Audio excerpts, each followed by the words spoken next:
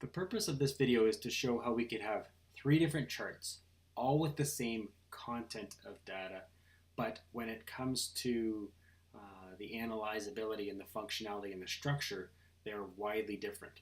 And I'll demonstrate this in how the exported chart would look like. So this is from, and I'm not going to spend a lot of time going into the fine details of the chart, but here is a fake patient chart that's been coded. The patient profile has diagnostic codes coded on the surface, and deeper down they're all coded with ICD-9 codes.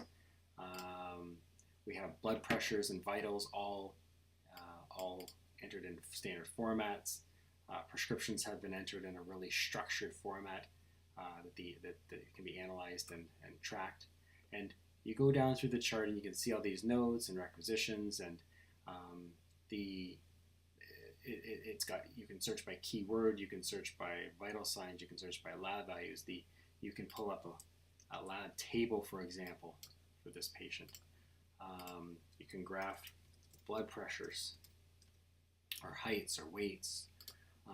You can track just what is done in an imaging, just bringing up imaging reports and filtering out these types of things. Or you can filter out keywords like depression and just bring up notes that have depression.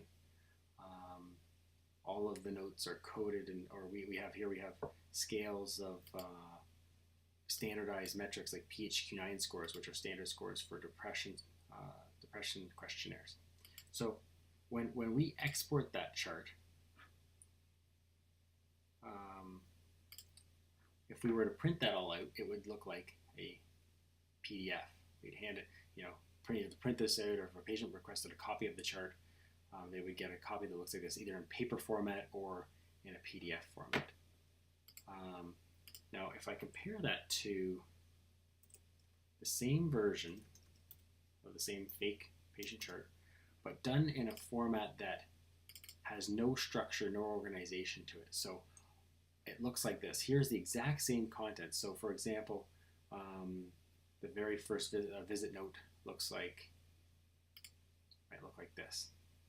So here we have, it's scanned as an image rather than as a functional text. Even though you see the same content of data like the PHQ-9 scores, it's not graphable, it's not recognizable by any sort of data analysis. The patient profile is saved at the very bottom of the chart with the exact same content, just not usable. And what the interesting thing is, though,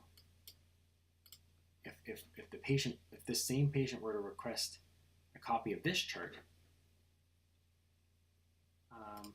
it looks very similar, because when it's all printed out, these PDFs that are saved in the background are all the same image. It's the same prescriptions, it's the same chart notes, same everything, same lab value data. I'll bring them up side by side to compare. But we can, so January the 5th, February 2nd. So we see the notes look identical when you bring them up side by side. This is the exact same data. The only difference is that the EMR chart that is fully functional has tremendously more value in terms of its usability and so forth. Let's bring that back up. So again, this chart here has tons of functionality, tons of value to it, whereas both are, when you print them both off in their standard format, they both look identical.